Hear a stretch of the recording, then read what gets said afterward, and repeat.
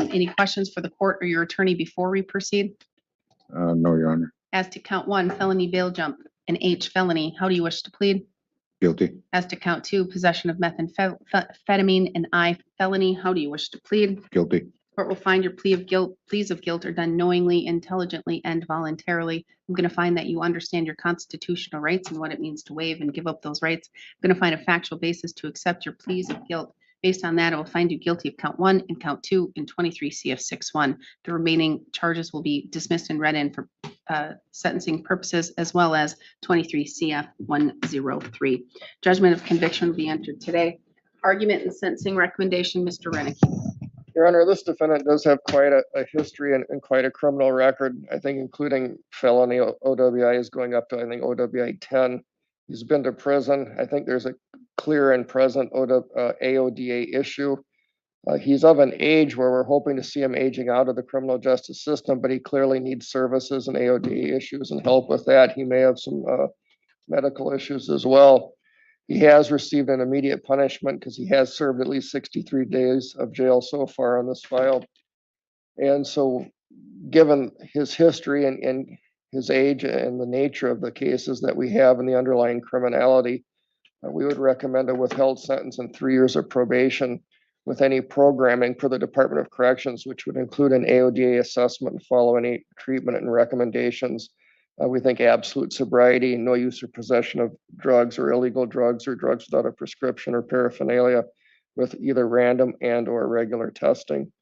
We would ask for the DNA sample and then the appropriate court costs associated with that. But we believe that given the immediate incarceration, that he can be treated in the community and with the supervision, hopefully he can remain law abiding.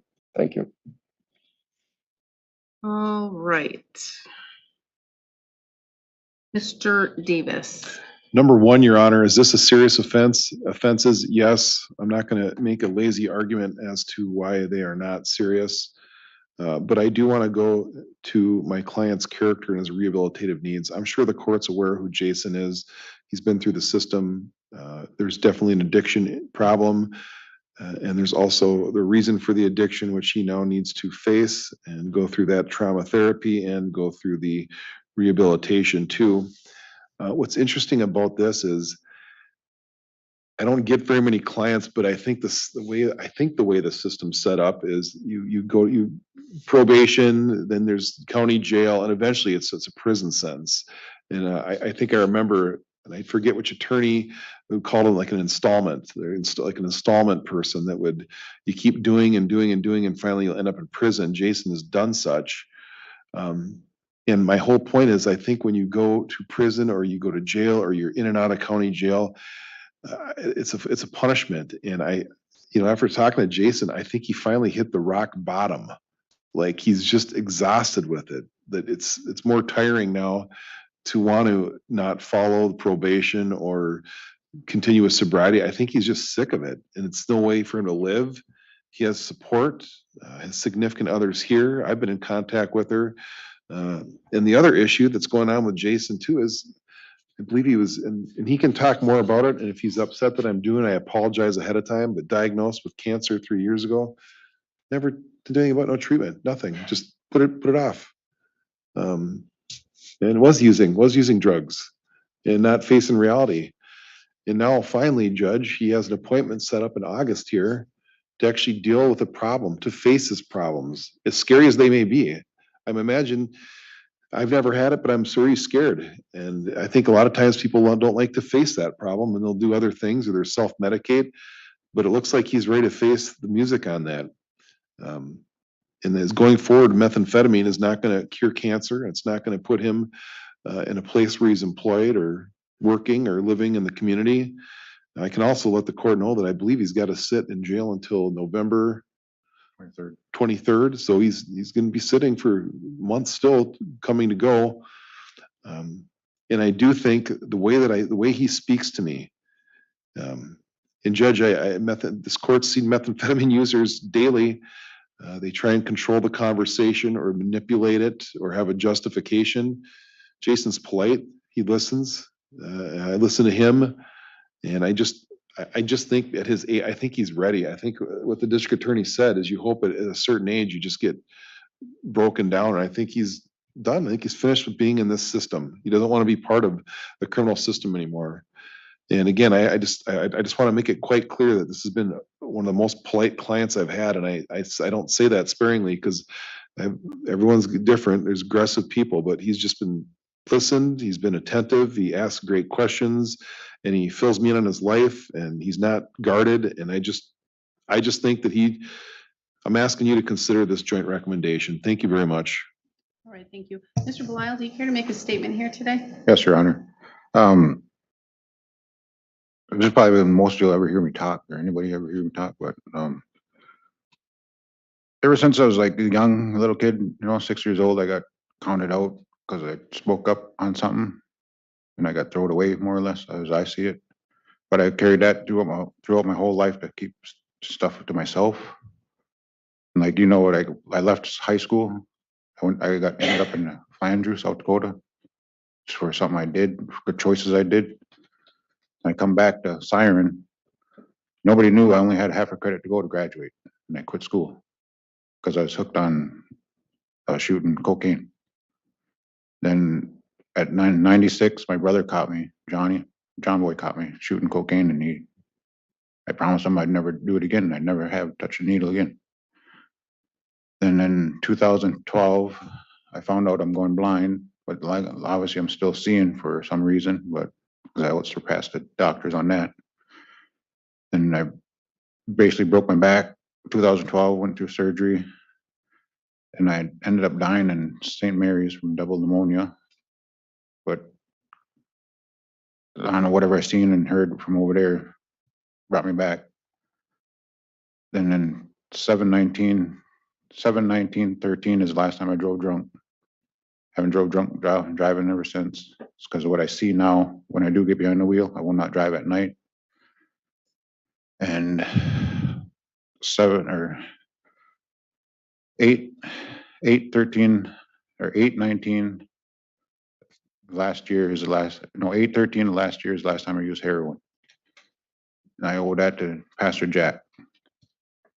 And Pastor Jack, I known him before he was a pastor, because me and him used to drink together in back bars, and I think we used to fight too, but I owe him my life for saving me on the heroin, because he was the only one that came down from Superior to help me when I asked for help. I asked for help around here, then nobody would help me. They counted me out. And then again, I'm gonna boldly say that November or May 24th is the last time I used meth this year. Because I'm just turned 47 in jail upstairs, and I'm just sick of it. Spent half my life upstairs or in prison. I missed my kid's birthday by eight days, his 18th birthday.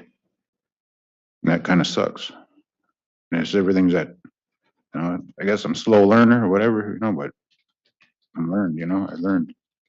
Sick of this, because my whole life revolves around drugs or alcohol, and that's what made me in the courtroom here.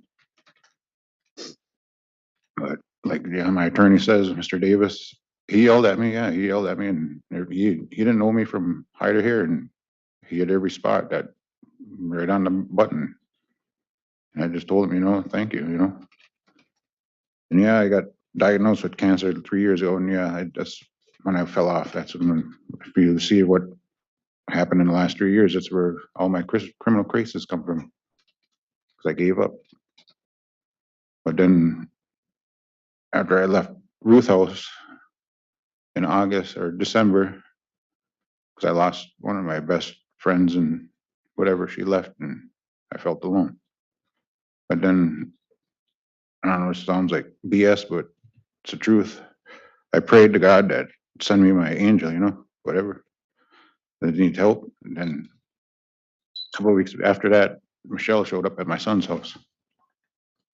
And I don't know, it just scared me because her silhouette in the window looked like she had wings.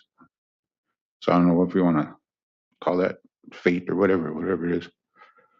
But right now I feel like today I got the best sport team that I have ever had in my life. I moved off the res, and that was my rut. I feel that was my rut, going back to the res all the time. Just going back to the same BS and whatever.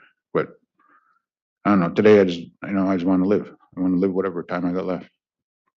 I don't know, today I just want to live. I want to live whatever time I got left.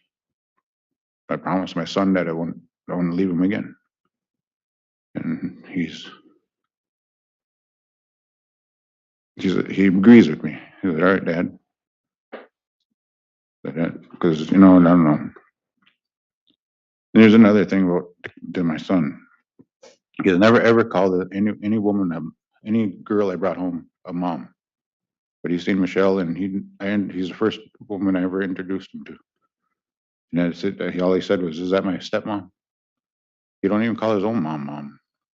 So it's kind of threw me off the loop, and I just thanked him because he's the first woman he ever agreed to, or whatever. But I don't know. It's just me. You know me from school and stuff, and I don't ask for help. And when I do, it's kind of at the dire need or whatever. But long story short, I use my anger for motivation. I'm really pissed off at myself for this both BS because I know better, and I know I'm better than this. And this is the longest ever. When I got out of prison, I told PO that let me do the stuff on my own. I'll show you, prove it to you that I'll do everything that I say I'm going to do, and I'll be out as long as I ever have. And I have. Ask Amber that, and I just don't mince my words with her no more. I just tell her everything. I'm just tired of being told how to live my life when I know what I got to do, and I can do it, and I will do it. I just need the chance to prove it. And that's what I asked the court today to do. Thank you. Thank you, Mr. Blau. And you're right, that's the most, I think, words I've heard you say in 40 years. Granted, we had a long time of space where we didn't see each other or whatnot, but Mr. Davis, I don't know if you're one of the attorneys that I've said this to. I think I have in the past to you, but I know I have in other cases with Mr. Belial when he's in front of me. I've known Mr. Belial long time. He was in my class, older. I don't know if he missed a grade or whatnot, but the first time when I came on the bench and I saw Mr. Belial, and I think he was appearing from prison, I think at that time, the first hearing or something like that. I was so shocked because Jason was always very polite, very kind, very caring, very, very quiet. And he kept to himself. But when you got him talking though, and you talked about something, you can always tell if he cared because then he would lighten up, his eyes would just start sparkling. And once you talk to him and you got him to giggle, you got him to laugh a little bit, I mean, then you knew you were breaking his shell. It's very easy for me to now see, Mr. Belial, why you had the shell that you did and why you were so quiet. You kept quiet and you kept to yourself, and you didn't want to stir up anything. You didn't want to cause any negativity or cause people to react negatively towards you. And I can understand why. If whatever happened when you were a young kid and whomever said what they did to you in the way that they did that broke you. Not in half, not where you can't be mended, but they broke a piece of you that you thought that you can't be Jason. You can't use your voice. Our voice is our strongest weapon. It's our strongest tool. Our voice gives us the control over our lives, our boundaries, everything. And you essentially were told to put on your duct tape and to not use your voice. And I think that caused you a lot of trauma as a child. And I think that you started to repress those feelings and the fact that you felt like you were nobody. But in fact, you were. You just couldn't see it because of what you experienced. And that's sad. That really breaks my heart. Because again, I never, ever, ever would have thought I would have seen you in trouble. Because you were you, at least in school, you followed the rules, you did what you needed to do, you stayed out of trouble, all of those things. And it sounds like you started to self-medicate to try and make yourself feel better or to try and break out of your shell. Fights with Pastor Jack, I don't know. Maybe that happened, maybe it didn't. Maybe alcohol raises your emotions a little bit. But I had never, ever seen a foul word coming out of your mouth during the time of school. And we witnessed some things. It's not like it was all rainbows and flowers and butterflies. Our class was very ruckusy. And sometimes it was generated towards you. You got some razzing or picked on, but you never erupted that I saw. I'm sorry about the cancer. What's going on? I was diagnosed with prostate cancer like 3 years ago, and I knew about it, but I didn't want to hear about it because, your body tells you when you know. But then, because every time I went to the doctor, I quit going to doctors because I didn't want to hear it. And I went to the doctor, and she said that she really needed me to go to see a urologist because my PSA levels were high. She just kind of basically told me what it was, and I just didn't want to do it. I got in an argument with my mother, Laverne, and I just said F it and gave everything up. And Now you will, right? yes, I will now because Michelle told me to basically get my head out of my rear end and see who I'm I hurting. like Michelle. Keep her. Trying to. Well, you need to take care of that, and you need to take care of your other issues. You've been going blind for a long time. You shouldn't be driving. No, I shouldn't be driving. You need to, you don't even have a driver's license to be able to No. drive. You need to be able to address these things and get your AODA under control. You've been to prison, I think OWI 10, if I'm recalling correctly. Yes. You definitely have issues and you definitely need to take care of them. And I'm very glad to hear that you've made a good friend and confidant in Pastor Jack and that you want to continue with that because I think it's so important. I don't think that the community will be harmed if I put you on probation. So I'm going to follow that recommendation.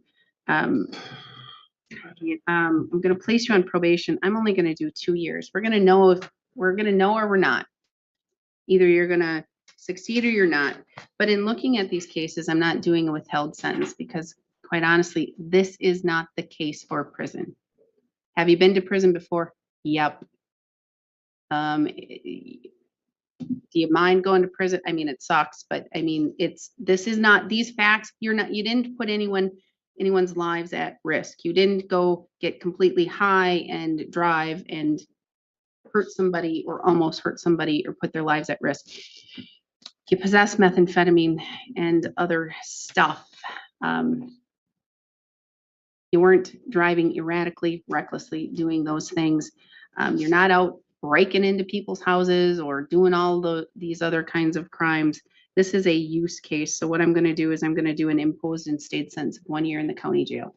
That'll be enough time to at least to have over your head where you're going to be, you know what? I don't want to go to jail for a year. And this will be consecutive to any other sentence that you receive. So if you're going to mess up, you're going to go do something else. This year will be consecutive to any other sentence that you are either serving now or that you will serve. So it's very important that you take your sobriety and you address that. 63 days of jail credit. And that will be, the sentence is for both count 1 and count 2 concurrent. So they're the same and it's concurrent. Do you know what you do? You knew that you were on bond. You're an addict. You possessed a substance. You knew you shouldn't have possessed that substance, both by the law and by your bond condition. Do better. Be better. You are better. You need to be there for your son who needs you and for Michelle. Most importantly, Jason, you need to be there for you. Your Honor. Because you are a good person. You have a good heart. Just do dumb things. Stop doing the dumb things. Because of drugs and alcohol. That's why I do it. That's the dumb things. Stop doing those dumb things. And it'll stop you from doing other dumb things. Right? Yes. Conditions, AODA assessment, follow recommendations of Department of Corrections and their programming. I'm going to say, get your medical appointment and follow through.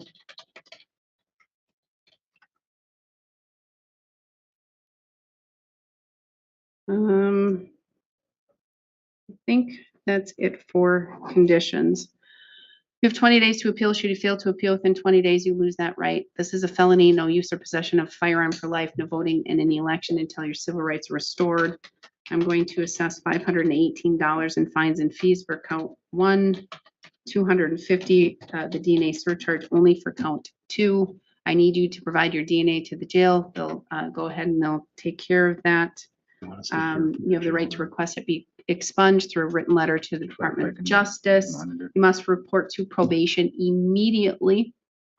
Failing to report, you could get an absconding warrant. So do that once you are released. And once you provide, well, they'll get your DNA. I think that's covered everything. If you don't pay your fines and fees, the court will enter a civil judgment. You're always going to owe that. Plus you could sit an additional 6 months in jail for failing to pay. I'm going to say at least $50 a month towards paying off these fines and fees. Mr. Renicky, what am I missing? I think you got it. Mr. Davis. I know you don't have the jurisdiction over it, but if you could at least make an order, I know that he's been going to the overflow jail in Bayfield. If he could do his time here, I think it's easier for him to go to the hospital and stuff like that. He'd like to just do his time out here if he can. I would love to say that I could do something. I cannot. That is up to jail captain. And so what? Or could you order, or not order, but would I be able to get like the monitoring? Because I was talking to Harley about it, and he I said don't that know what sentence you're serving, and if it's on the THC one. You sentenced me to a year. so what would need to happen, I would need to get a motion filed in that case, and then I can hear you on that case. But that's not in front of me today, and I need a proper legal motion filed. I don't believe I represent him on that, but Alicia Oddman did, but she's not attorney there no more. anymore. just apply for it. I'll do it. I'll just do it. I'll just do it, Judge. If we can, Find out what it is. if we can have a date. And I know that your procedure is file a motion first, but I trust you'll do it. if I'll just do it pro bono, just so that he can get his. 22 CF 100. Okay. Just send me an email with that and we'll figure out a stipulation. Okay, I'll do that. I'll do that for Jason. 22 CF 100. Yeah, let's go get it. So I'll do that, and then I'll get a date that fits on her calendar. All right, that'll work out. And you can be by video, Mr. Davis. Thank you very much. I could do morning of August 10th, if that works. I'll just make it work here. Let's see what I can do. Who do we have here, Jason? Pretty much you can pick a time except for 11 to noon. I can squeeze you in. What time would you like me? When you tell me, I'll make it. I'll be there. We can do it right away at 9 if you want. Yes, Your Honor. So So 9 o'clock, August 10th, 22 CF 100. Yeah. And I did put it on your week. I'll do that. Email will do a stipulation or something. All right, thank you. Yes, District Attorney, yes. We are adjourned. Please subscribe to help the channel.